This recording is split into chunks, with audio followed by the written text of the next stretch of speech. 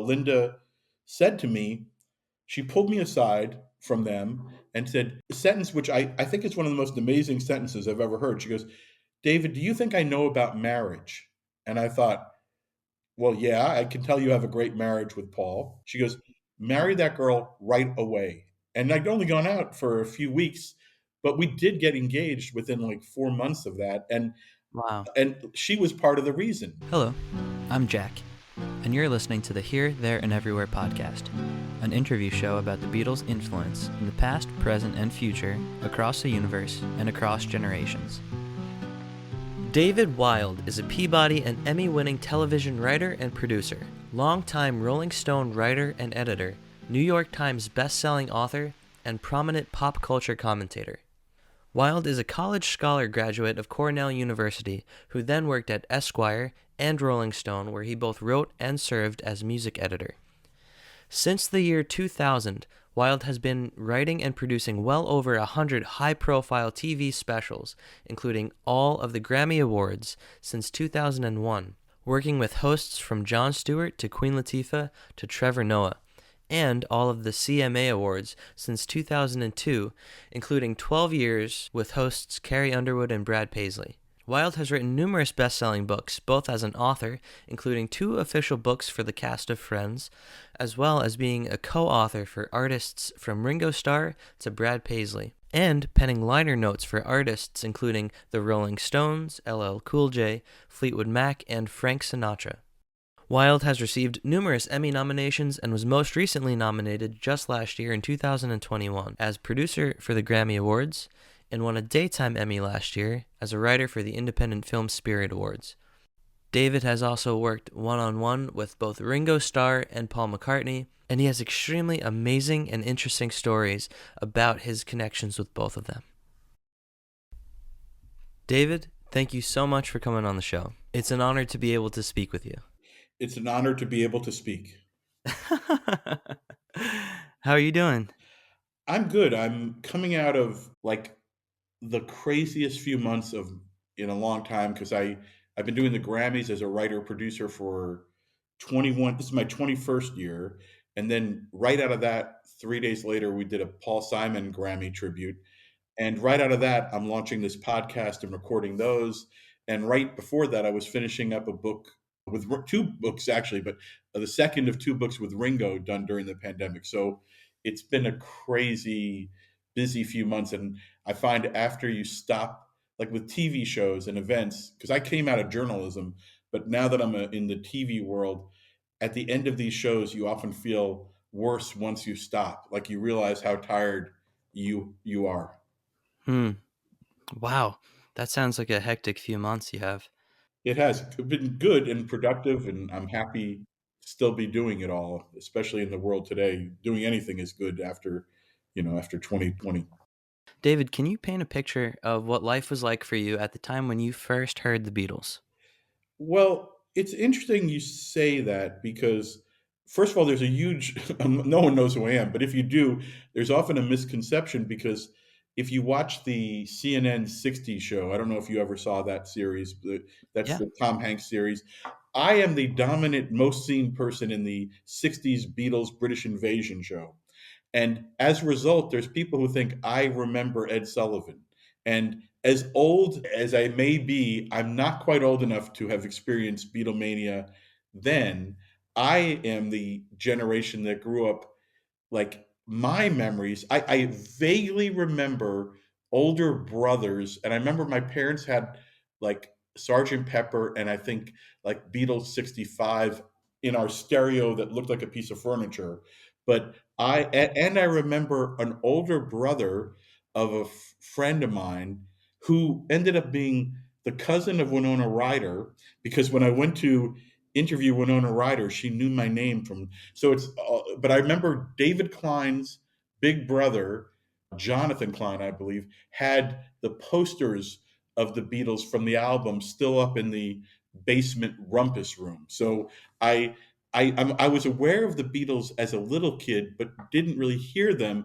So much so that I fell in love with the Beatles in the solo years, and like Band on the Run was maybe my Sergeant Pepper, and when that played out, when I went on the road with Paul and Linda for Rolling Stone, I remember being in the back of a tour bus in Argentina, and Paul said to me, sort of jokingly, the way he does, like, any requests from the set list? And this was the era when he started playing a lot of Beatles. And I said, yeah, less Beatles, more Wings, like more Band on the Run. And he said, well, you're the only one asking me for that. And I said, well, I don't believe so. But cut to 20 years later, after I partly married my wife because Linda McCartney ordered me to, and that's a very, so What? when you talk about impact on your life, I was ordered to marry my new girlfriend by Linda McCartney, changed my life. In fact, if you look at my Twitter account, Wild About Music, or you look at my phone, I don't know if you Yeah. can see it. That's my son's with Paul backstage at the Grammys, and there's a crazy story about that we can get to. But Wow. literally, the Beatles changed my life very, very literally. But the truth is, I am the generation that fell in love with the Beatles in the solo years. So I don't have a lot of in real time Beatles memories because I was born in the early 60s. I didn't experience any of that. I was but the Beatles broke up before I listened to the Beatles. Uh, Mhm. and in fact, years ago, I don't know if you're enough of a I know you're a Beatles lover, but when Paul came to the year we did the Grammy tribute to the Beatles, which I was nominated and lost an Emmy for as a writer, but I'm still happy about the show, and there's a lot of great stories out of that one. But when that year, Paul sort of we asked him to close the Grammys with like "Rock It Out" at the end, and he said, "Okay, I'm going to do 1985 from Band on the Run," and I was happy because I had always asked more Band on the Run, Paul.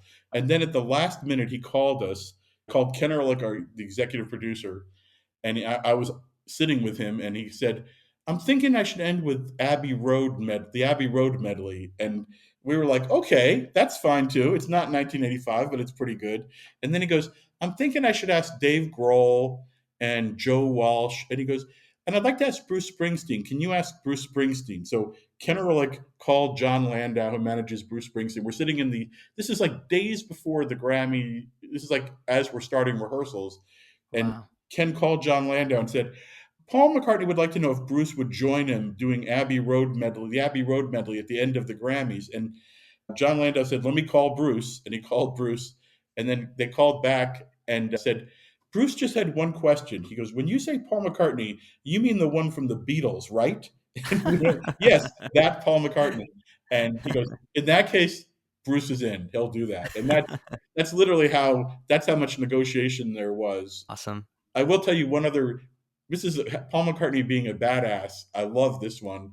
Years earlier, we asked Paul to be a part of a number that was with Jay Z, and but in any case, Jay Z, couple like a week before the show, said he decided out he didn't want to do the number, and so we had to call. I went with Ken, and we called London early and called McCartney's office and said Jay Z's out, and Paul said, "Give me Jay Z's number. I'll take care of this."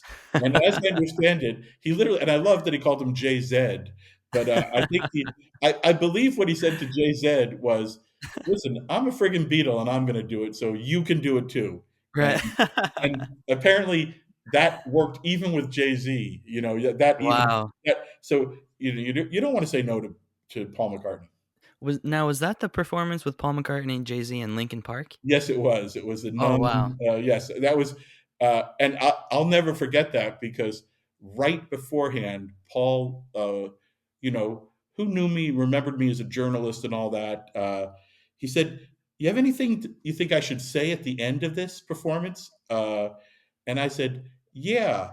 And by the way, he showed up with a Jay Z showed up maybe as a statement. He showed up with a John Lennon like T-shirt that for that performance.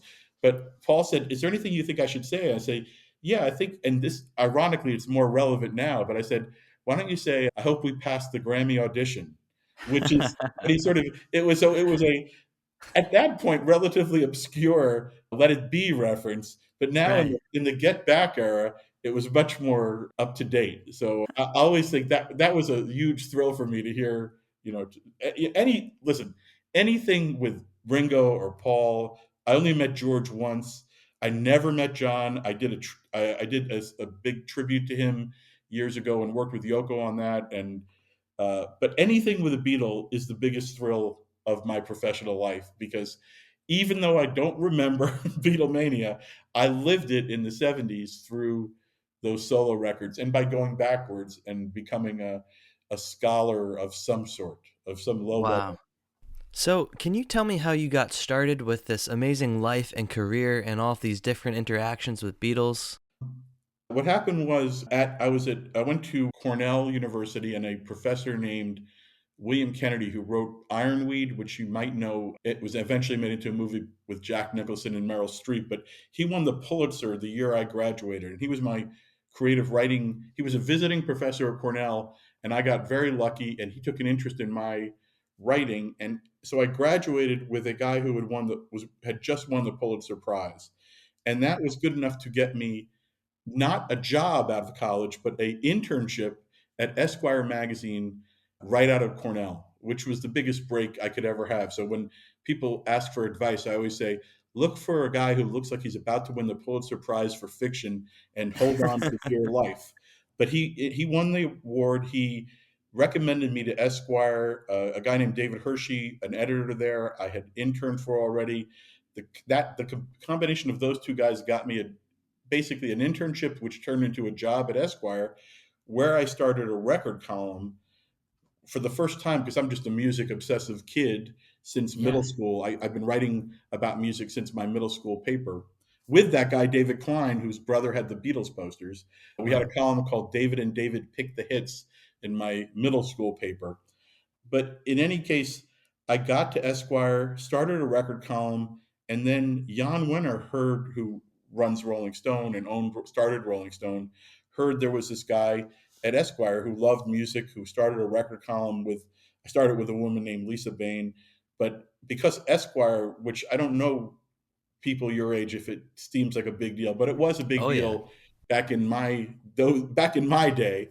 But we were able to have like Tom Wolfe, John Updike, all sorts of major writers write record reviews in that magazine. So Jan Wenner noticed that and hired me away to be at Rolling Stone. And so it was the luckiest break in the world. I basically got my dream job at Rolling Stone right out of, within 2 years of college. I went Esquire, Rolling Stone. And then what happened is I was the music editor of Rolling Stone for a number of years and finally realized I was really young still and I wanted to write.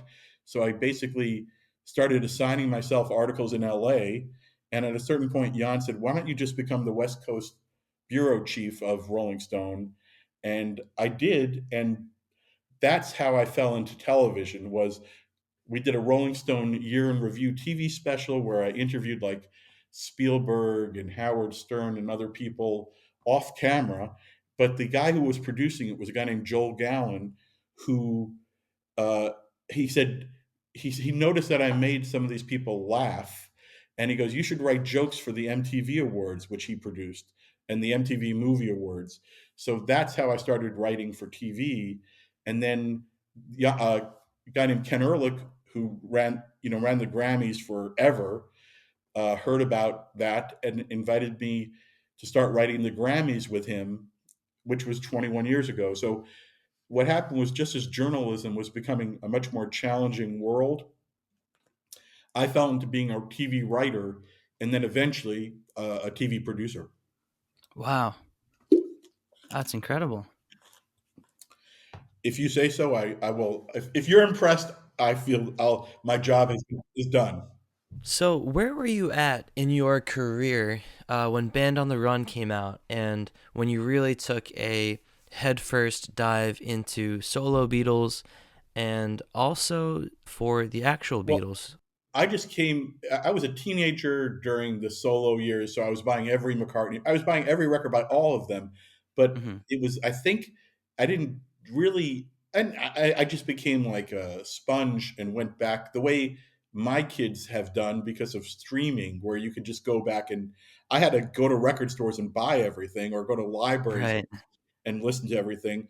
But and then I fell into the Beatles world. I think the first time was I met Paul and Linda when they were I was right out of I was just like brand new to Rolling Stone, and Press to Play came out, which is one of the least beloved, but except by me, I love the record. And Paul and I love Linda it did too. it. Oh yeah, and I met Paul and Linda. They did a kickoff for it in the lobby of Radio City Music Hall, and I met them then. And then, yeah, a couple years later, I moved out here for Rolling Stone, and around the time of Hope of Deliverance was released, a single, I was sent out on the road, first in the American West, and then in South America with Paul and Linda. And Wow. that's really where um, my life really began to change then, because well, and then there's Ringo, which I'll get to in a minute. But basically, Linda McCartney in particular, took an interest in me backstage in South America. She took a picture of me, which is and said, "You want to use this for your books?" So for years I did. I have the Linda portrait of me that was on my books, but Wow. even more significantly, she said, "Do you have a girlfriend?" And I had just met a girl a few weeks earlier. And I realize now, maybe she was going to set me up with someone, maybe a relative. So I may have made a terrible mistake. But in any case, I said, yeah, no, I met this girl and I'd gone out a few times with her, and she's actually in New York. We came from South America back to, I think, Giant Stadium. And she said, I want you to ask her to come to sound check tomorrow. I want to have lunch with her and I want to see what she's like. So Wow. that's like my sixth date with my wife or something was, and by the way, my wife didn't care about music, but still, this was a good invite, you know. So Wow. Oh, she yeah. came out, and she we talked about it the other day. Like, you know, she remembers like at that point now, Paul McCartney, I think, has learned how to populate his sound checks with charitable donators, and there's a crowd, but then it was like there were like 50 people, including her, and then Linda brought us back to have like a meal in the vegetarian catering area, and at the end of it, Linda said to me, she pulled me aside from them and said a sentence which I think is one of the most amazing sentences I've ever heard. She goes, David, do you think I know about marriage? And I thought, well, yeah, I can tell you have a great marriage with Paul. I had not grown up with it in my parents having a great marriage. So I said, yeah, this stands out as a great marriage. She goes, marry that girl right away. And I'd only gone out for a few weeks, but we did get engaged within like 4 months of that. Wow. And she was part of the reason. Sadly, she died just like 4 years later. I think she got sick right after that tour, began to get sick.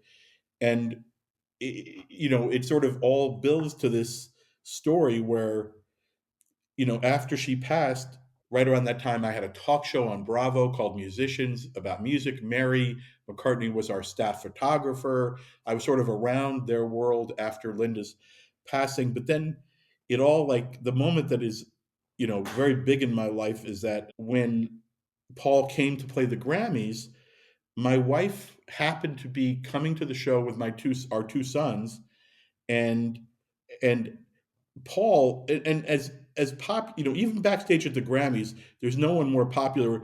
People trying to get a picture with Paul. It's not like he's trying to get pictures with people, but as my wife walked by, this is a picture you can sort of see. That's my our two young sons. Paul stopped her and said, "I need a picture with those boys." So my wife was like stunned, took No the way. picture, and for years I had two theories about, because right after that, the next day, we did the Grammys tribute to the Beatles. We were so busy, it was so chaotic. I never asked Paul, why did you stop my boys? Because I had two theories. One, the Jonas Brothers were on the show that year, and maybe he thought my kids were the Jonas Brothers, or or it was the spirit of Linda, you know, making him recognize that these were two kids who might not exist if it wasn't for Paul and Linda being nice to me.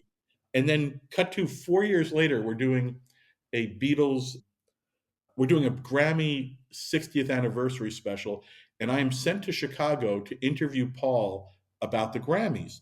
And Paul, being the busy guy that he is, he says, "Okay, I'll give you 15 minutes on the side of the stage before I go on." So we're set up with a little crew, and I do that, and then we're down to like he's about to go on stage, and there's another 3 minutes. So I said, "Paul, while we're standing here, I got to ask you a question." I said, "I have two theories about why you did this then," and I showed him the picture, and he started to tear up, and he said, "David, don't make me cry when I'm going on stage." And I realized that his theory is mine, that it was like divine intervention of Linda, who was just because she made such a difference in my life. So that's how Paul changed my life. I can tell you how George, Wow. in my one meeting with George, it was unbelievable and meaningful. And then the real relationship is Ringo, who I've been working with and knowing for, and he's my hero. And for 30 years, including during the pandemic, I didn't go to many homes, but I was with him in a mask working on the book with the all about the All-Star band. And then more recently, this Beatles book called Lifted, I helped him with, that was kind of a dream come true. That's so beautiful that your life is so interwoven with the spirit of Paul and Linda and George. Can you tell me more about the George interaction? What happened Well, there? the George interaction is one interaction. It was supposed to be more because I'll tell you, the interaction was at Tom Petty's house, and it Wow. was during the Wilburys, like in the years right after the Wilburys got together, they were hanging out constantly. And I moved here in 1991, and the first story I did for Rolling Stone when I moved here was a cover story on Tom. And so Tom and his wife Jane, his first wife Jane, they just adopted me. I was brand new to LA. I didn't know anyone. So they invited me, including for Christmas, to spend Christmas with the family. And it was the first Christmas. So that's, I think, Christmas 91. It could have been 92, I guess. I went over to the house and I thought it would be like hundreds of people. It was like 50 people, including George Harrison, Jeff Lynne. It was just a very, very small affair. It was also a gift exchange. And in that gift exchange, I had gotten, you know how holiday Christmas gift exchange, I had pulled Tom as the person I had to get a gift for. And knowing what a Beatles fan he was, because I used to go hang out with him, and I guess George had given him all the outtakes that now are been on a million reissues and online and everything. But it used to be something that like only the Beatles had. But George had given them to Tom because he was such a Beatles fanatic. So like 91 and 92, I am always over at the Petty's house, and Tom was always pulling me into a room and playing me all this Beatles outtakes. And I remember him saying something like, "David, they were never not great. The minute Ringo starts drumming with them, they're the greatest band in history, and they stay the greatest band in history." So And true. but in any case, so I go over. I do remember the absolute truth is I walked in and I noticed a pretty woman, which I was a single guy, and you just do notice a pretty woman. And then I saw a guy come up and put his arms around the pretty woman like they were a couple. And I said, okay, well, stop looking at the pretty woman. And then I realized the guy putting the arms around the pretty woman was George Harrison, and the pretty woman was Olivia Harrison. Wow. That was as I walked in. So then I sit down for this gift exchange. And because I know Tom loves the Beatles, what I've gotten him for the gift, it was like a $50 limit or 25. It wasn't like a big fancy thing. It was like a very down to earth, homey thing that Jane and Tom Petty had. I'd bought a Life magazine of the Beatles and had it framed for Tom.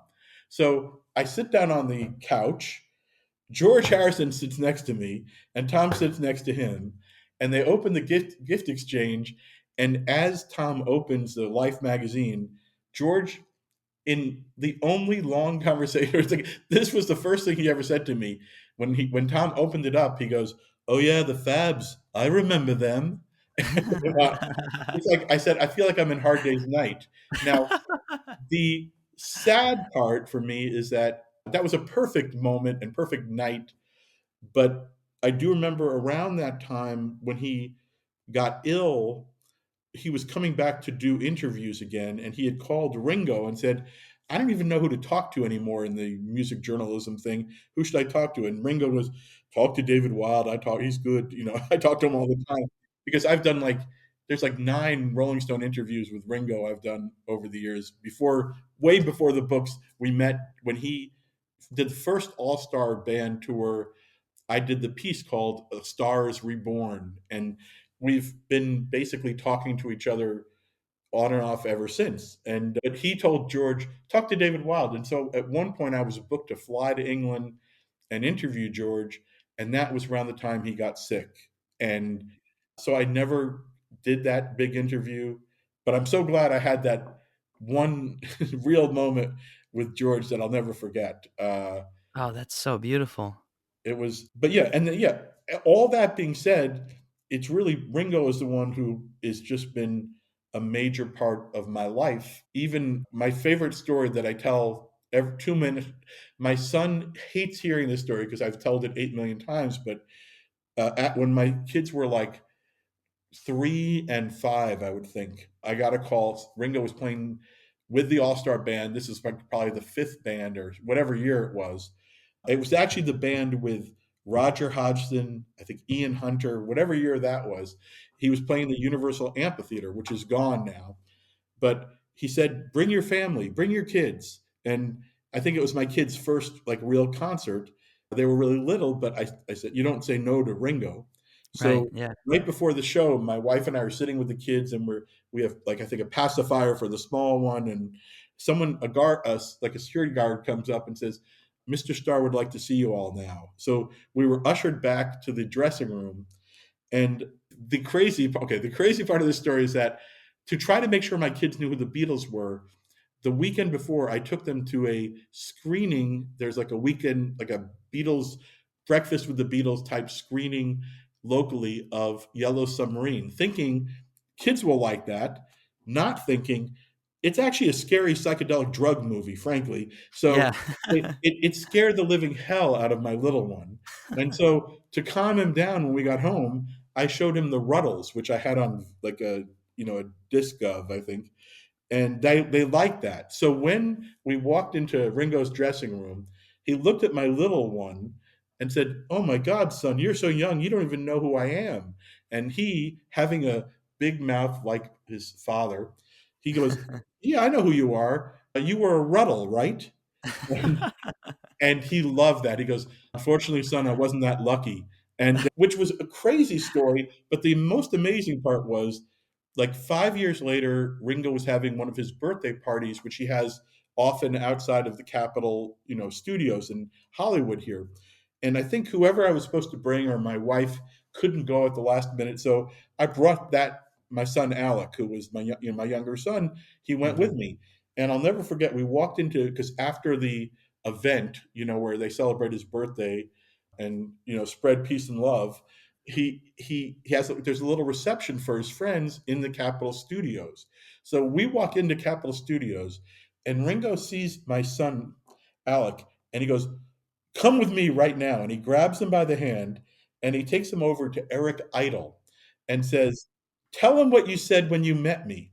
And I remember at that moment, the weirdness of my life was because it's not me, it was my son. I thought, if I, as a little kid, had a Beatle bring me over to a member of Monty Python, Right. who I do remember Monty Python, unlike the Beatles, my head would have exploded. And the thing is, Yeah. my kid thought that was kind of a normal thing to happen. And only years Wow. later did he go, "Wow, that was pretty weird, pretty Yeah. cool."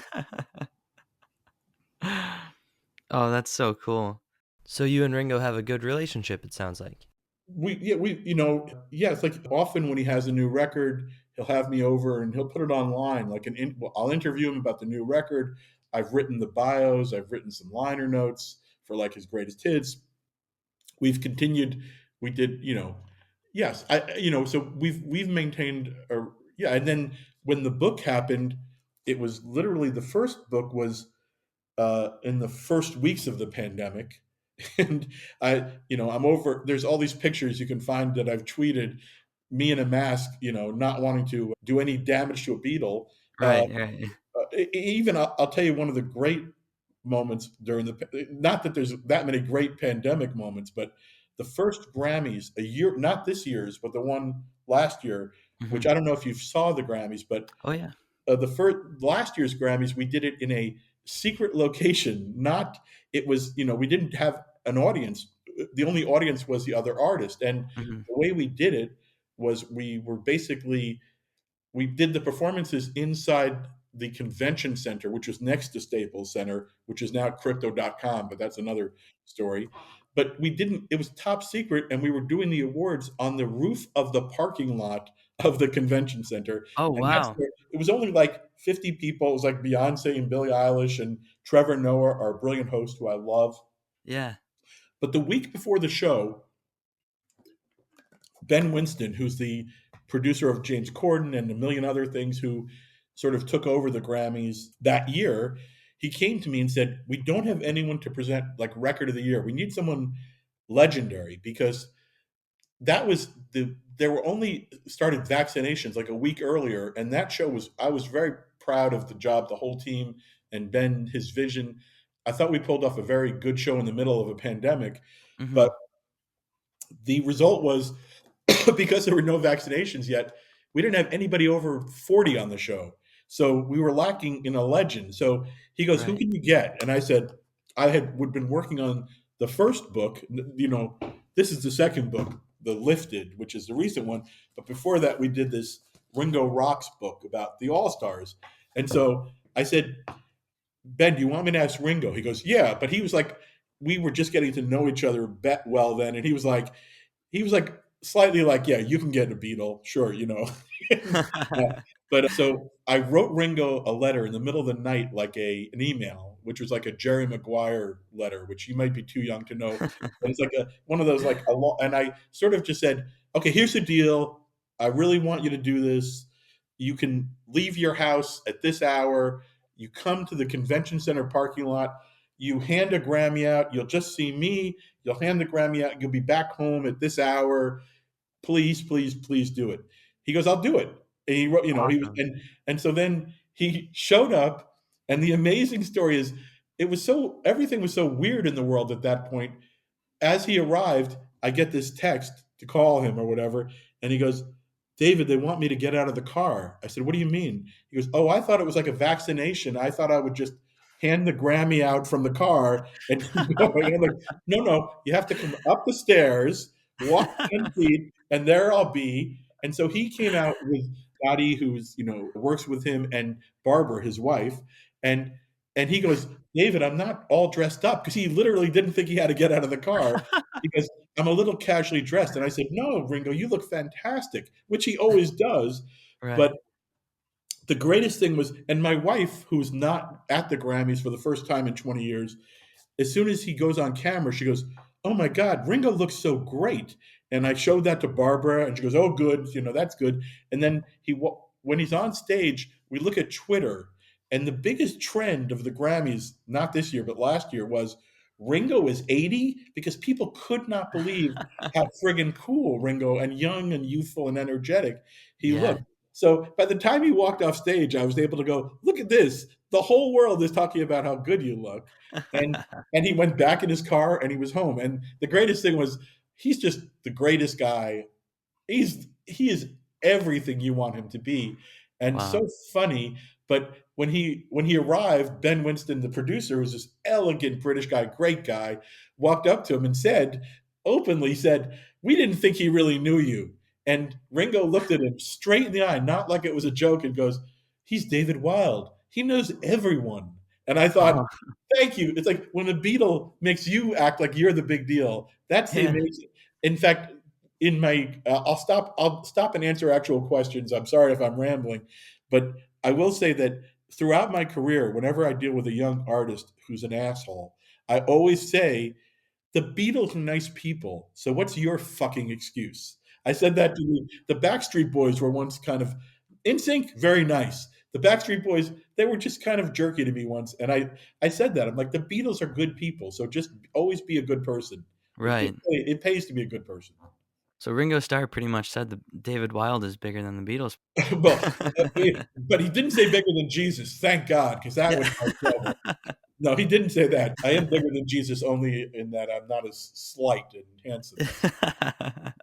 No, but no one like Ringo is my favorite of all the people I've ever worked with. He's the coolest, the funniest. He's like, I'll tell you another story, just like what a good guy he is. Like at one point, it's like 15 years ago, there was a writer's strike and the WGA, which I'm a member of, Hmm. and he was having a screening when I think I heard you discuss with Angie the Magical Mystery Tour DVD re-release or whatever. Yeah. It was that year, and I was in Nashville doing this show. And Fran, you can come in. You can join the podcast. Come on in. My wife is a very big fan of your podcast. She's not, but she will be. But in any case, so Ringo called me. He goes, David, if I go to Paramount and go to this, am I like crossing your picket line? He goes, I won't go. I'm like, no, no, no. And he actually like offered to have his own screening at the Writers Guild of the movie instead. Like, just So cool. so cool. The coolest of anyone I've ever worked with, I think is, and by the way, Paul equally, not just because he and Linda gave me a wife, but the Beatles couldn't, in the three of them couldn't have been cooler. And my favorite, one of the great things Ringo said to me a few times was because he loved John. There's no doubt he loved John. He goes, Hmm. but a few times, I think the first time I ever asked him about John, he goes, David, you would have loved John, and he might have liked you. And I, if you read Lifted, I sort of threw that back at him, and it's in that book. It's like he sort of says that to the reader, like you would have loved John, and he might have liked you too. I Right. think that he's just like that. There's a Liverpudlian wit. Oh, I'm sorry. That's one other story. I'm Yeah. going to take all the time with these stories, but Yeah. Keep uh, them coming. because my wife just came in, it reminded me like about friend. How many years ago was it we went to Liverpool? Like five?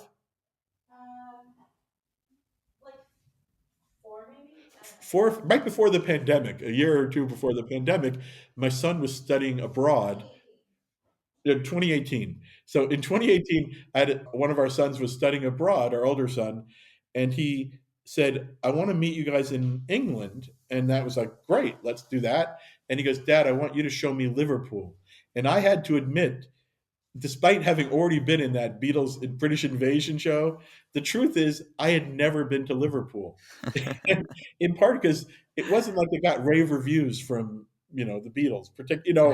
Right. I don't think it was. In any case, I never. It's my own mistake. I didn't go. So I made the call to Elizabeth Freund, who is Ringo's publicist, and I said, guys, I don't. I'm just going to go there. Any recommendations? And they said, we'll take care of you. And we made this trip, and it was like the definition of, your money is no good in this town. The best way to go to Liverpool is to be on, like, to have someone from Apple call and say, treat these people well. So, like, Right. it literally was like we went to the caravan, and they were like, what T-shirts and hats would you like? And it's like, Wow. how much are they? They said, your money is no good here, and our money was no good. And I wish I should move to Liverpool because then I wouldn't have to pay for anything. But I think it was maybe only a one-day like magical mystery tour event for us. But it was That's great because awesome. I fell in love. In fact, I don't know if have you been to Liverpool? No, I've never been. Okay, go. It's really great, and I think it's a much prettier city, and I think that in fact that all the Beatles tourism money, and I don't know post pandemic. This was right before the pandemic, but it was wonderful, and it was great to share with our to actually go to those locations with our son was just fantastic. Oh, that's awesome. Yeah, going to Liverpool is definitely on my bucket list. I can't believe I haven't gone. I've been to the Abbey Road crosswalk, but not Liverpool. Have you done the crosswalk? Yeah, I've done that, but I had never done Awesome. Liverpool, and it was like I had to. You can do it. You can do. We did like a day. You can get on a train early morning, experience the city, and come back. But it is that next time you're in England, it'd be in. I realize now it was insane for me not to go there because what's weird is even though as I've said, I wasn't like an original Beatlemaniac. I the truth is, I fell in love with every band influenced who were Beatles tribute, honoring the Beatles. Like I Mhm. don't remember the Beatles on Ed Sullivan, but I grew up loving the Raspberries, who were like a Beatle. Everything I liked was Beatlesque. So Right. it was just a matter of working my way back, which used to be a little harder than it is for like my younger son who's like a DJ. He just in the streaming world, you just go through and explore and explore and explore. And I did Mhm. that to the point where, but even as a result, it's like, I think, like, it's sort of changed when you're not originally in that moment. Like, it's taken me years to sort of be as obsessed with the early Beatles as I am with the later Beatles, just because, the musical universe I came into in the 70s had a more direct tie to, like, the later Beatles. And, like, even with Get Back, like during the making of these books, was when Ringo was sort of being involved in looking at cuts of the Peter Jackson film.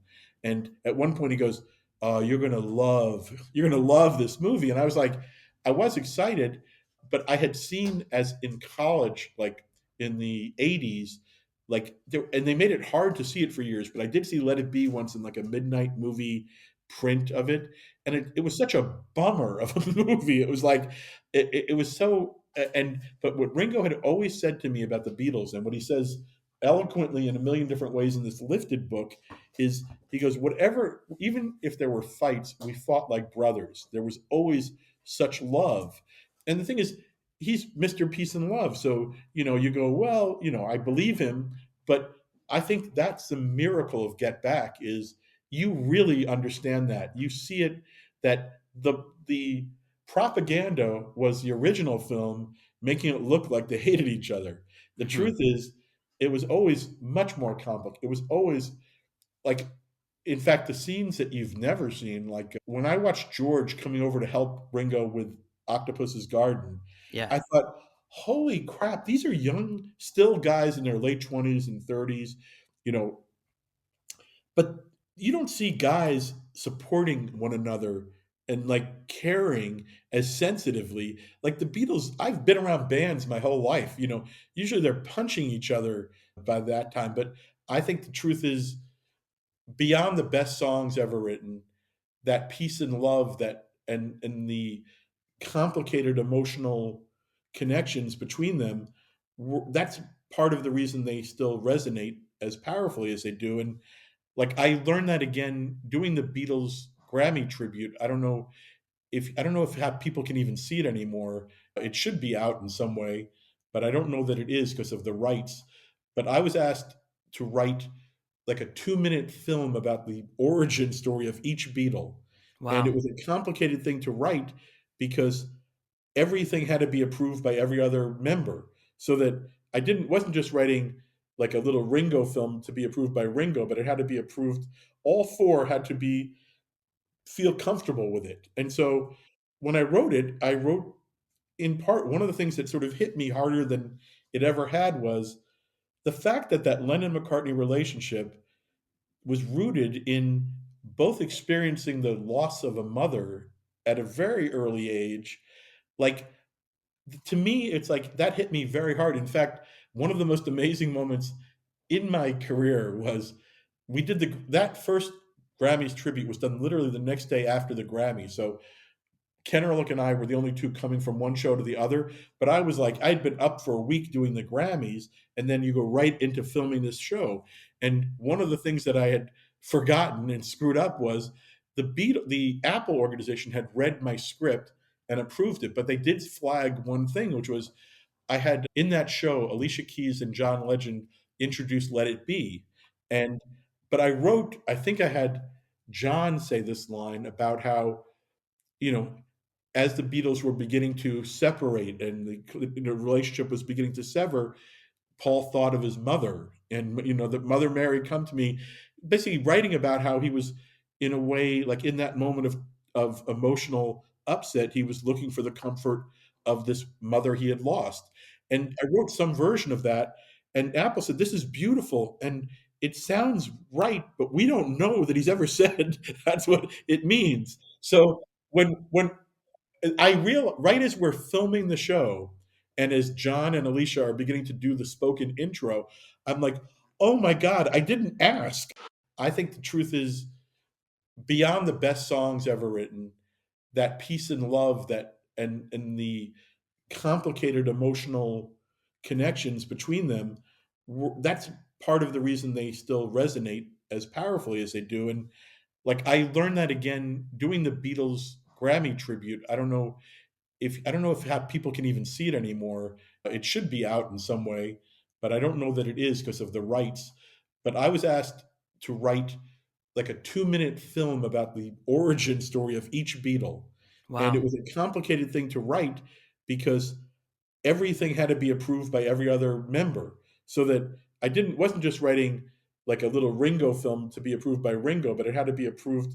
All four had to be feel comfortable with it. And so when I wrote in part one of the things that sort of hit me harder than it ever had was the fact that that Lennon McCartney relationship was rooted in both experiencing the loss of a mother at a very early age.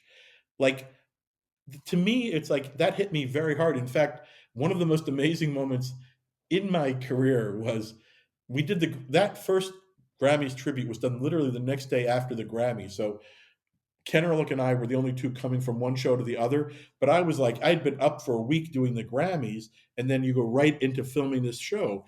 And one of the things that I had forgotten and screwed up was the Apple organization had read my script and approved it, but they did flag one thing, which was I had in that show Alicia Keys and John Legend introduced "Let It Be," and but I think I had John say this line about how you know as the Beatles were beginning to separate and the relationship was beginning to sever, Paul thought of his mother, and that Mother Mary come to me, basically writing about how he was, in a way, like in that moment of emotional upset, he was looking for the comfort of this mother he had lost. And I wrote some version of that, and Apple said, "This is beautiful," and it sounds right, but we don't know that he's ever said that's what it means. So Right. when I real right as we're filming the show, and as John and Alicia are beginning to do the spoken intro, I'm like, "Oh my god, I didn't ask. I didn't check anywhere because I don't know." Other than asking Paul, it's hard to say who do you ask if Apple doesn't know. Right. And when they started to say it, the cameras are on Ringo and Paul. They were there and supporting the artist so beautifully. But when John said that sentence, they cut to Paul. I could see on the camera, and he nodded yes, like he was saying that was what he was thinking. Because if he had nodded no, it would have been a very bad moment in my career in life. And but fortunately, he nodded yes, and that was just. Now we do these Grammy tributes. We just did Paul Simon right after the Grammys, and we do it 3 days later. So there's time to like collect your thoughts. But that was our first one, and that was a Wow. moment. I do remember that moment being a scary one. That was such an awesome night. I think I believe that was the night I actually started my Twitter account for the Beatles, coincidentally, Oh, back in really? 2014, I think. I was still in high school. But I remember watching that, like, John Mayer and Keith Urban did "Don't Let Me Down." That was Love unbelievable. that performance. No, I heard you talking about that with, I think, Angie on that show, maybe. That's one of Yeah. my favorite performances ever. That was just I talked about that to John Mayer. He was the first person I saw during the pandemic. I went to A&M to film something, and he was recording his record with Don Was. And I told him, I said, I never quite got over how great that performance was.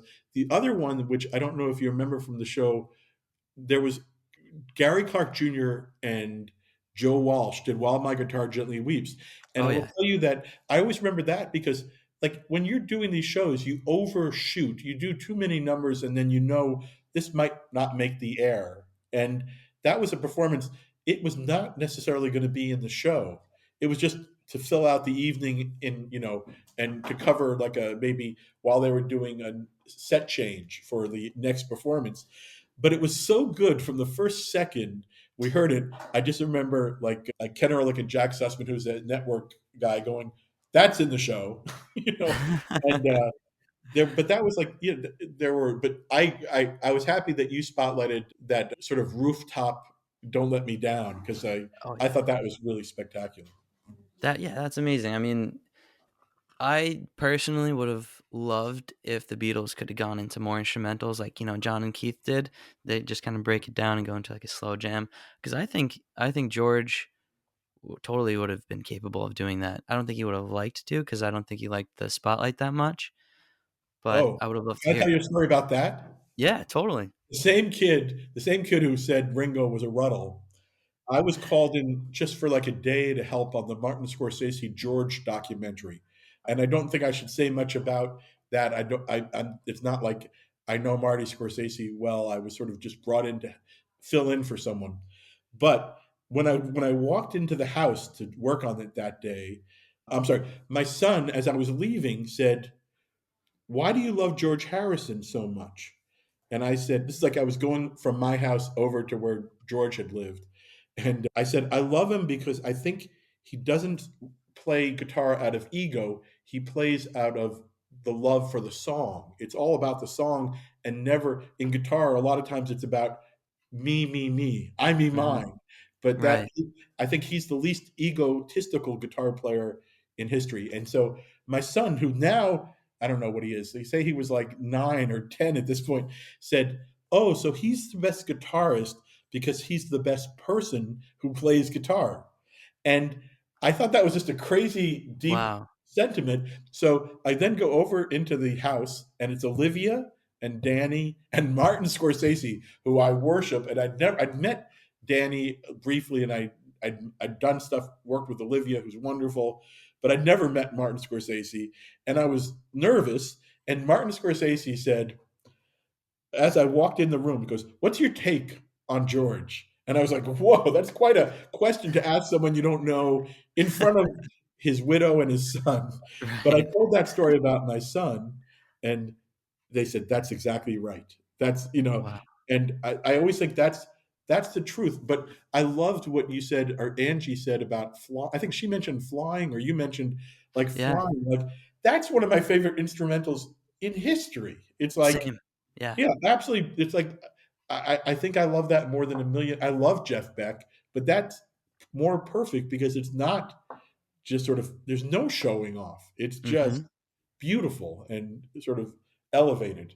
It's like Yeah. funny, like even with this book is called Lifted because Ringo was totally. He goes, "I'm lifting all the images off." He goes, "I." It's like when I see a Beatles picture I like online, I'm lifting it, putting it on my phone.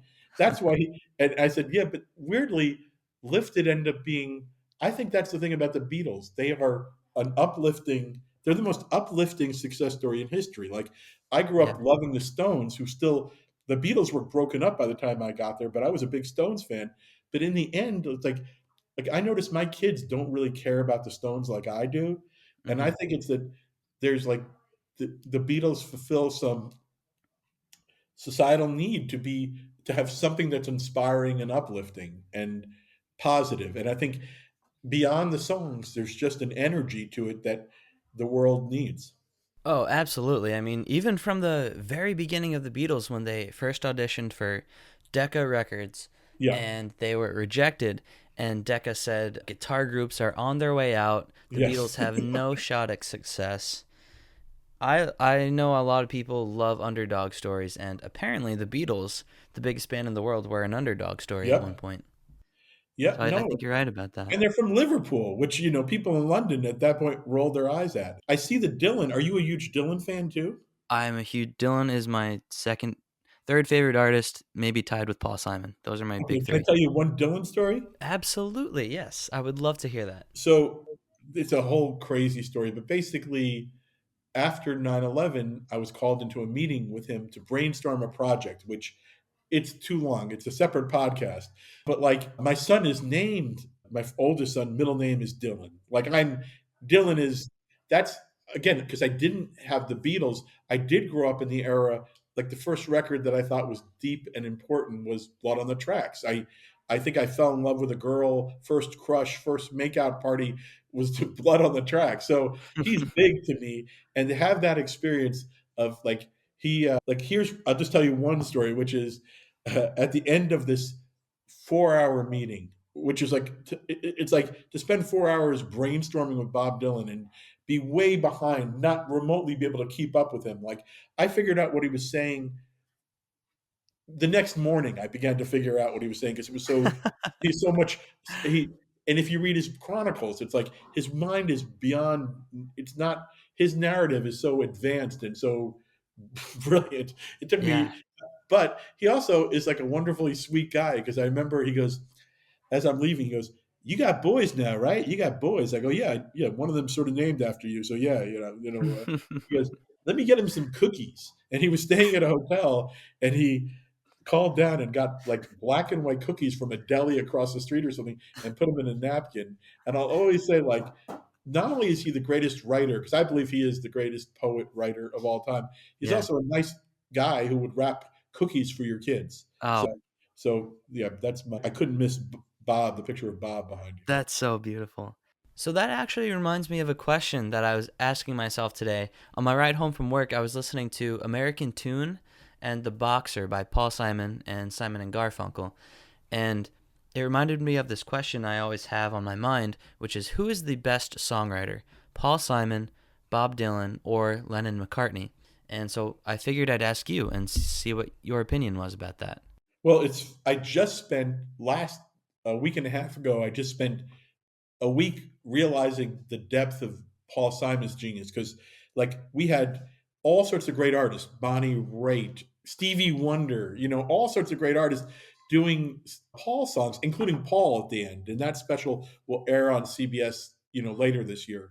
But the thing I realized about Paul is not only is he a genius poet, but in terms of the musical ambition and range, there's no one who touches him. Like all these artists in a different way, we're all saying the same thing of like, holy shit, is this tough? Like, because there's like nothing, like where, there are songs that Bob Dylan did that are standard, like a blues or a folk, but like there's nothing standard with almost anything Paul Simon did Yeah. musically. And time after time, like a close friend of mine is Brad Paisley, who like he goes, I can't believe how many words this guy has. Like Yeah. the words are like rap, like, and then it's true. Like there is like an American tune which you mentioned. Like Hmm. Paul did it added new lyrics and did a version with Rhiannon Giddens, who's this wonderful, brilliant young talent, and he sort of made it more sort of to the moment of 2022, and it's extraordinary. And you have Garth Brooks and Trisha Yearwood doing The Boxer. I mean, it just the show, but every one of them was like, "Holy crap, this stuff is difficult. It's challenging and it's deep."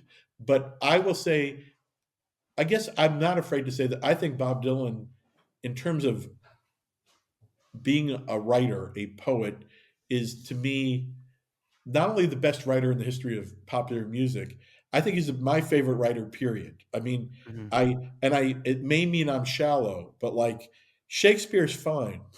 But Yeah. Shakespeare didn't never recorded like I don't even think Shakespeare has a record as good as Street Legal, much less Blood on the Tracks, Right. So I think like I will say, of all the people we talked about, he's the only one I named one of my kids after. So Right. I Yeah. think I think in terms of writing, there's no one who comes close. And my limited dealings with him, super cool, like funny. You know, I found myself getting so comfortable with him over a few hours that I imitated him to him, which is a really scary thing. Oh, I'm like, wow. I went here. I did like I made fun of a fight scene he had with Rupert Everett in a really bad movie he Oh, made, I've seen that. Yeah. and, and he goes, I said, well, we don't want anything because of the thing we were brainstorming. I said, we don't want like a fight scene like with Rupert Everett.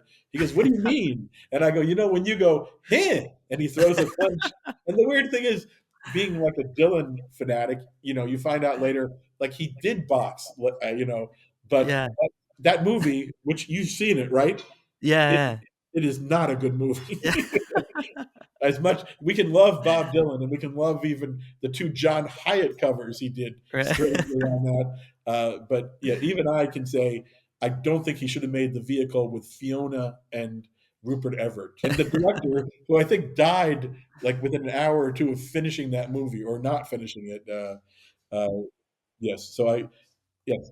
So I think I've answered one of your questions in an hour. So No, I mean I agree with you. I think Dylan is the best lyricist. I think Paul Simon may be the most adventurous of sonically, but I also think Lennon McCartney might be the most imaginative. I don't know how oh to word that. yeah, I I am. I think in terms of changing the language of popular art, I give it to Dylan.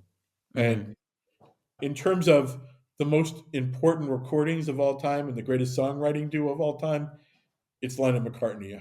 100%. I don't think Mm-hmm. anyone even comes close. But working on this Paul thing and sort of really focusing on the songs, I realized exactly what you said, that in terms of ongoing musical adventure, because like I did an event with him at the Grammy Museum on like the last record, and the Mm-hmm. thing is, he never like as much. We're Dylan fanatics, but we could admit that there were like maybe a lost decade or so somewhere in Yeah. there Oh where yeah. not every record was golden. I Yeah. think Paul Simon is the most consistently. I think he's sort of like the master class of ambition musically and lyrically, and there's stuff I literally can't believe how adventurous he remained, and Mm-hmm. like there's records that aren't even considered great that are like Hearts and Bones is one of my favorite albums of I all love time, that one. and Yeah. that was a bomb. Yeah. It's unbelievable. Train in the Distance, Hearts and Bones, the title Treading the track. Distance. I think that's maybe my favorite lyric by Paul ever. It destroys me, and it's funny. Like I did the line tour notes for Simon and Garfunkel on one of the big reunion tour, like an essay for the tour book, Mm-hmm. and in interviewing him, I remember saying something like, I said, I got to tell you, Hearts and Bones was one of my favorite records of all time. And he goes, yeah, all these people are telling me that now. He goes, and Kate Man. I go, well, no, not Kate Man. Kate Man's good. But I think, Right. like, my real theory is that Hearts and Bones is one of the greatest albums ever made. But I was around, the PR was he was going to make a Simon and Garfunkel record, and he wiped off Garfunkel from that record. I Mm. think that caused some bad will, and also there is one not great song on Hearts and Bones, and I think it's like first, and I think there's some people who've never gotten past allergies, Oh which yeah. I think is a song about writer's block. But if Yeah. you remove that, I think that's one of the greatest. Like that's like Band on the Run. That's like a perfect record to me. So, David, what's your favorite Beatles album? You know, it's super. What's funny is I've always said I'm sort of in the Revolver Rubber Soul divide, one of those two. But like Ringo himself once said to me, don't be an idiot. Like Sergeant Pepper's brilliant. And I go, yeah, when they did the reissue, I was like, yeah, the Sergeant Pepper thing is great. I just have some aversion to the obvious first answer. Like I will say only but I'm now all about Let It Be, like Angie was saying, like, Yeah. and the Billy Preston, the soul, because I love soul music. Like, Mm-hmm. I have gone back and forth on what's the greatest record of all time, and I appear in enough of these documentaries that I'm probably seen being a bullshitter because I think I've said it about Pet Sounds, I've said it about Sergeant Pepper, I may have said it about Tommy, and the truth is, I'm on the fence about whether the greatest album of all time is a Beatles record because I kind of think it may be Songs in the Key of Life by Stevie Wonder. I think Okay. that's the most ambitious record of all time. And Yeah. I think it's maybe the greatest showcase that anyone ever made of what popular music could be. But I think so. I'm going to give that the greatest album of all time. I'm going to give the Beatles, obviously, the greatest band of all time.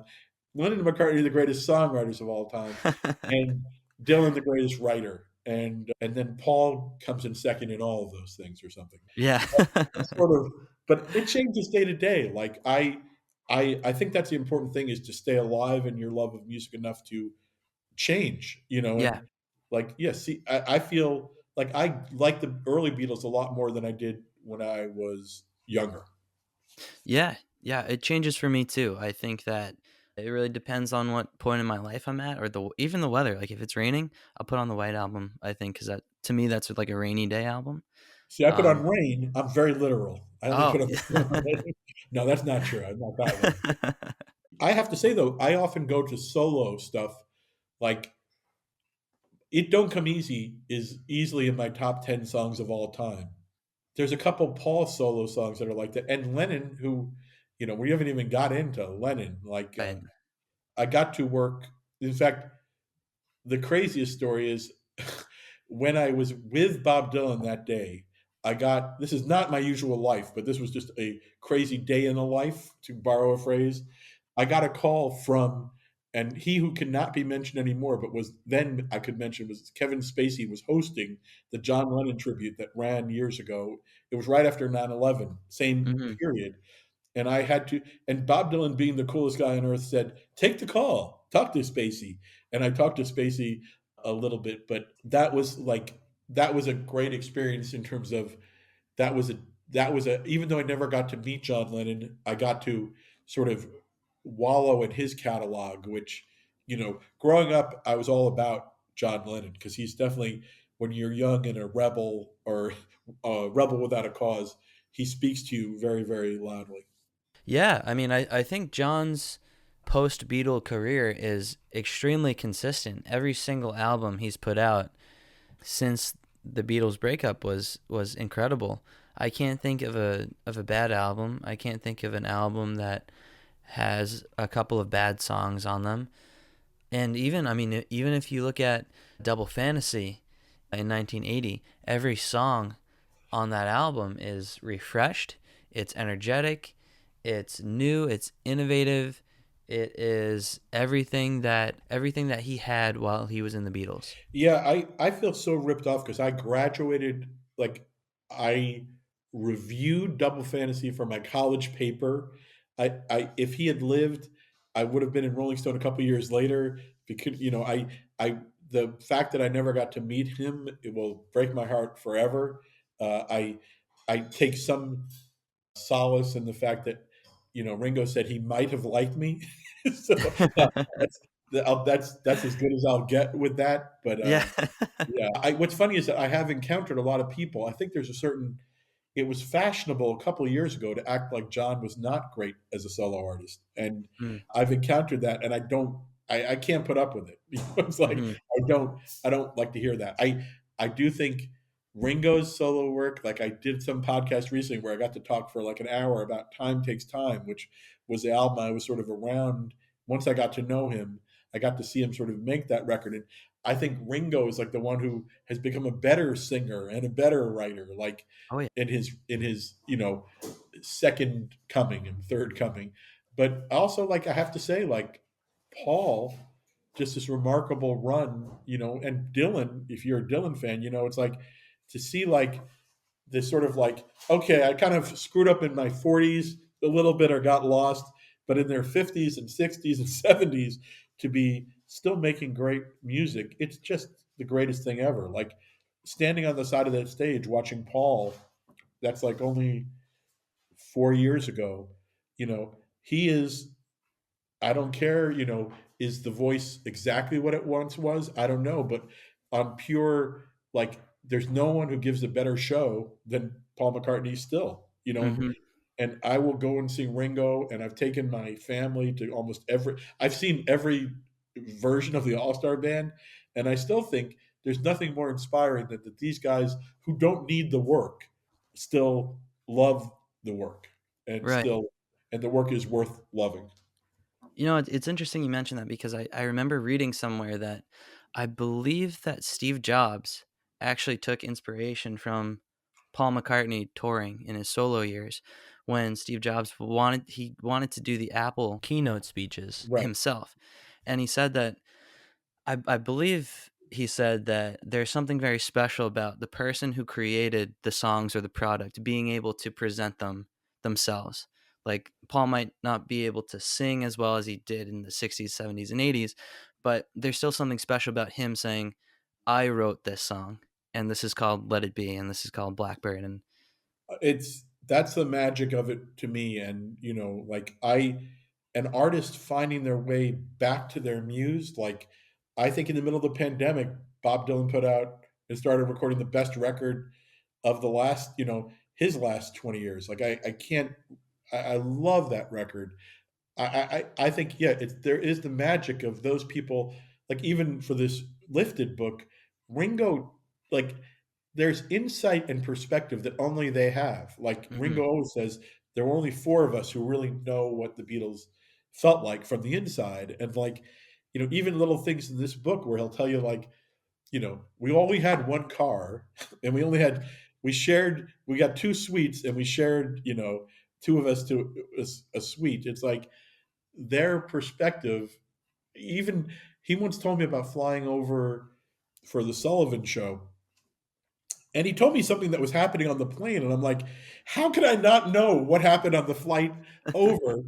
You figured there's been 50 years for that story to be told, but Right. there's only four people who can tell it, and if they don't tell it, it doesn't get told. It's just amazing that way. Do you know anything about the Beatles that other people may not know, except for Ringo and Paul? I know one thing and I won't tell you. There's Oh, there's one thing, uh, and that's all I'm going to tell you. There's one thing where I said I'm not sharing that. that's But awesome.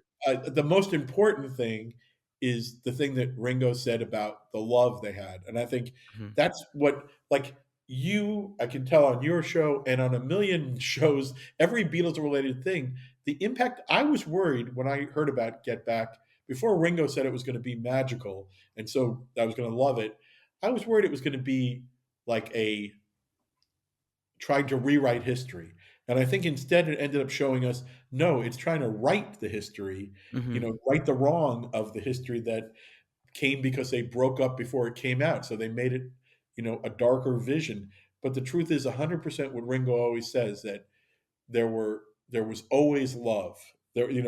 And so when people ever get sick of his peace and love thing, I always say, they're wrong. I think mhm, peace and love, it's like if you really it's actually cooler as much as I love the Stones, the reason I will always say the Beatles are better than the Stones is that peace and love resonates in a way that the world has always needed, will always need, and will always lift up people in a way that the Stones, I love the Stones. They were mhm, but like ultimately when I am young, you put away childish things, and a little bit the Stones are acting out teenage rebellion, and they're doing brilliantly into their 70s and 80s. There's nothing cooler than that. yeah. But ultimately, what's more beautiful than I think the Beatles? I think that's why I will always put them one and two, and I will never change the order for me.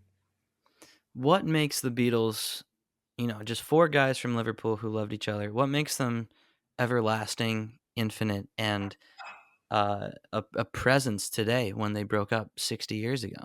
Two things for me is it's what Tom Petty said the first time when he says there's utter chemistry. It's nothing. It's like a chemistry experiment, and they're the most chemistry four people have ever had making music together. Mhm, It's in, and it doesn't happen until Ringo joins the band. I met Pete Best. He came to Rolling Stone. I bought him a birthday cake, but the Beatles were not great until Ringo came in. right. That's when the magic happened. I think it's that chemistry, and the second thing is and this is why the Monty Python moment that I told you about means so much to me is like they're also incredibly important in terms of humor and wit. Like I think, like I love Frank Sinatra, and he had a couple good jokes with the Rat Pack, I guess. But the truth is that sort of postmodern wit that you see perfectly captured by Richard Lester in Hard Day's Night, I Mhm, think that is part of the reason they're still modern. Like they just and almost no one in music has. I don't think like Randy Newman once told me, wit and music don't necessarily go rock and roll don't necessarily go together, hmm, except the Beatles put it together. And Ringo in the book told me, he goes like it was this crazy thing that just happened when we came to New York. They loved us. He goes, the press was ready to murder us. They were ready to mock us. But we had in Liverpool, we knew how to talk back to people. And New Yorkers loved it because the New York media loved us because we were wise asses. And yeah. I think that's a big part of it. They combined, you know, say Little Richard and you got to give Chuck Berry and Little Richard, Everly Brothers, those people all made it possible. But what they Mhm. didn't have was the Marx Brothers. It's like the Beatles brought Marxist, they brought, Marxism and Groucho Marxism into the picture. And that's the most perfect combo platter of genius in the history of popular culture. And I think since the Beatles, that edge and that humor is something that's vital for a band or an act or a musician trying to make it, because you have to be able, especially in the age of the internet, you have to be able to combat with wit and with humor, and that just makes you more relatable. 100%. When we were doing that Grammys Beatles tribute, I can tell you, like I remember sitting Peter Frampton, who had was atoning for his sins doing the Sergeant Pepper movie, and Eric Idle.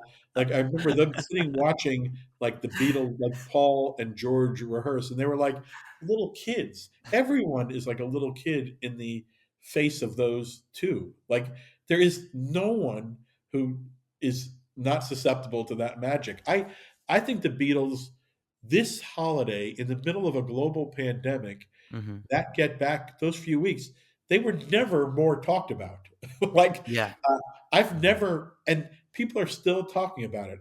I still, if you go to a dinner party, I find Get Back comes up constantly, and like grown people are like I especially like if the Jesus thing we joked about, but like I do think the Beatles at their height of spirituality and whatever that peace and love thing is, for people who don't necessarily have faith in anything else, they have faith in the Beatles. So it's like there is almost a religious aspect to it. And like I will say, I never saw anyone walk on water, but I have now seen Paul McCartney come up with Get Back out of yeah, thin air. And yeah. that's my version of walking on water. That's the miracle of creation in front of your eyes, and so yeah, I would say that was a religious experience in every way to me, that watching that. I just rewatched that today actually, and my mind was still blown like 6 months later. I'm afraid to rewatch it, but I will maybe when I get a quiet moment. Are you looking forward to any re-releases coming up that haven't been released yet? I guess true to my sort of origin story, I more like I would like the things I would most like would be like Back to the Egg, like Mhm. deep. I would like Press to Play deep. I want like those sort of. I could listen to hours of that. The one, I mean, like I was really so happy with the like when the stuff came out more full from the Elvis Costello, Paul McCartney sessions. That was Yeah. very important because, and again, this is my where I feel like if it wasn't true, I feel like I'd be making it up. But I was weirdly writing a Rolling Stone interview with Elvis Costello and had an advance of the album. And I went to interview Elvis in San Francisco, I remember, and I said, "What do you think of the album?" And he goes, "I haven't heard it." Because whatever reason, there was I think Elvis at the last minute wanted to like produce the album, and Paul Oh, okay. wasn't going to give up that much control. So I Right. had the experience of playing it for Elvis the first time he ever heard that album. Oh, So wow. like that was one of the reissues I was most excited about. But I think because of Paul, but I would like to hear every outtake of, half a dozen Ringo records. The All Things Must Pass. I keep buying every edition, and I can't wait. I want more and more. Mhm, yeah. I heard you talking with Angie about like Let It Be Naked. Like that's Yeah, one of the weird things is like I clearly am not a defender of Phil Spector's personal life, but like yeah. I love Phil Spector. I don't like Let It Be Naked. I thought it Oh, was really? I didn't like it at all. And maybe it's like I think Angie had somewhat of a similar feeling of like I love what I heard growing up. And maybe it's because I Yeah. didn't have the taste to know, oh, Phil Spector overloaded that with the million, bells and whistles. But yeah, he hadn't killed anyone as far as I know until then. So I'm not gonna hate All Things Must Pass or, you know, Right.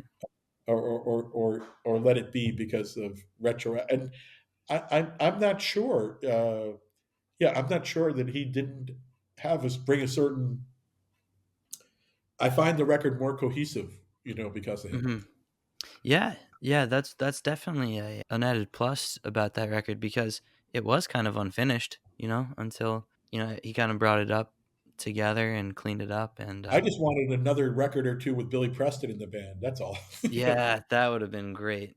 I did get to meet him on the Ringo's first tour, which was like, Oh, you know, really? he was on that first tour, and like I'm so grateful now. Like, there's a million guys. This is the way they were talking. Is Levon Helm died 10 years ago, and like Yeah.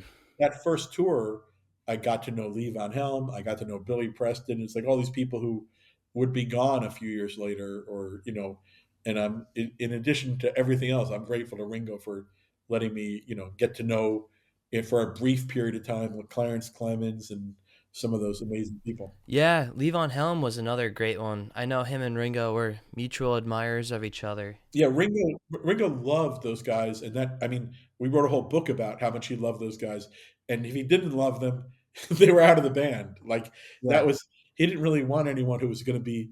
I did watch him like get rid of one member of the band before the tour Oh, started, wow.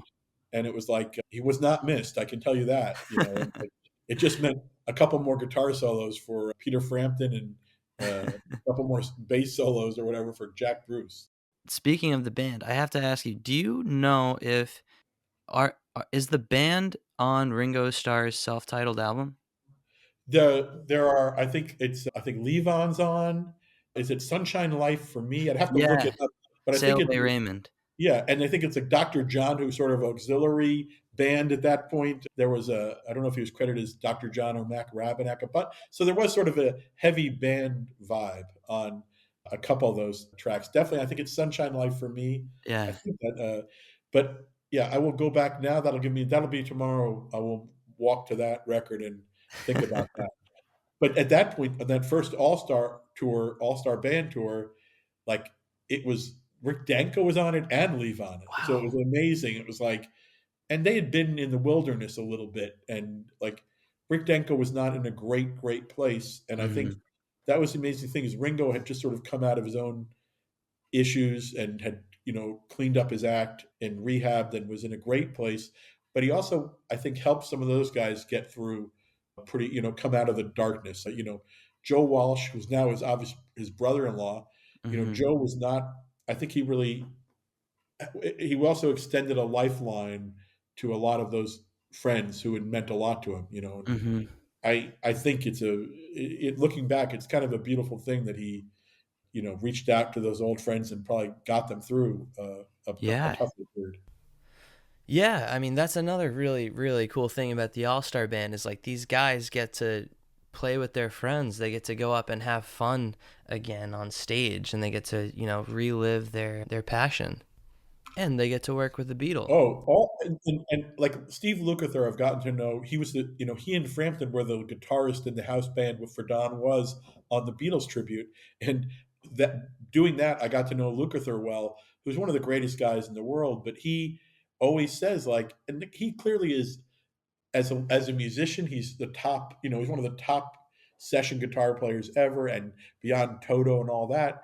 And he goes, the best gig I've ever had is playing with Ringo. It's like there's no doubt about that. And if he can see that, then any musician could see that. There's nothing better than being on stage with a guy who gave you the gig. The Yeah. Beatles gave everybody the gig of being a band, a rock. The very concept of a rock band doesn't exist without the Beatles in the way that it does. They changed what it meant to be a band. Mhm. One of the coolest moments ever and the coolest concert I've been to was Ringo's 70th birthday party in New York City at Radio City Music Hall. That's a David Eh, Lynch thing. I think so. Yeah, yes, when Um, Ben McCartney showed up, and yes. yes, Yeah. that was I think for a charitable event for David Lynch's. Oh, wow. Yeah, that was amazing. I was 13 years old, and once Paul came out, I felt like the whole balcony was gonna collapse, and I was literally thought I was gonna die. But that was my first taste at actual Beatlemania, which was really cool for me. Yeah, I have to say, like the Grammy Beatles tribute when they were together at the end of that, or they did Dodger Stadium. Obviously, I remember going to some environmental benefit when I moved out here. When the two of them are together, it's like it's beyond. It's musically exciting, and still the thing that's really beautiful about Paul and Ringo, like as sad as it is that George and John are not here, like I will say I'm often the one going over to interview Ringo about like a new record.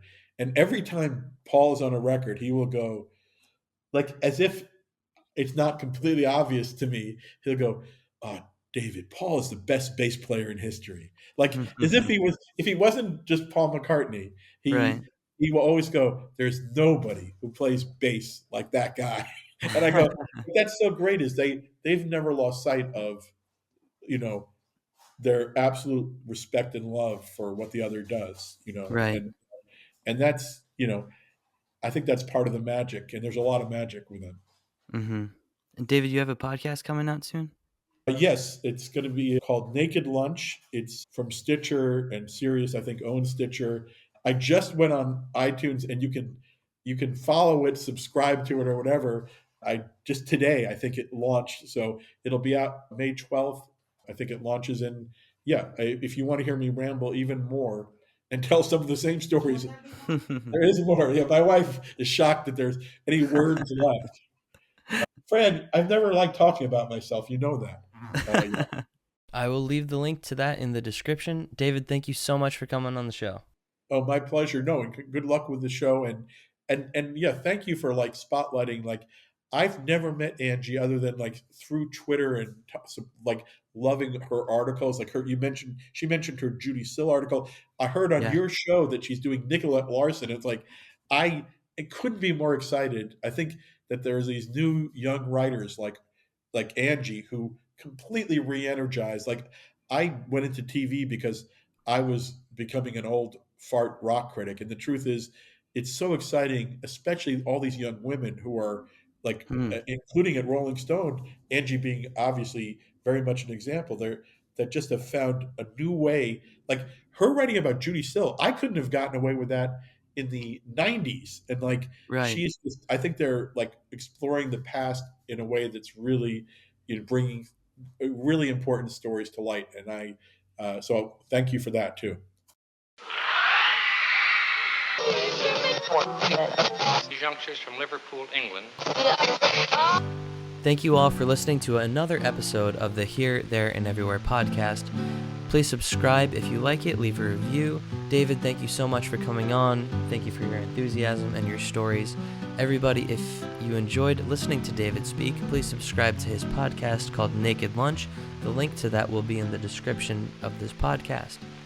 I will see you next week with a new, very special guest.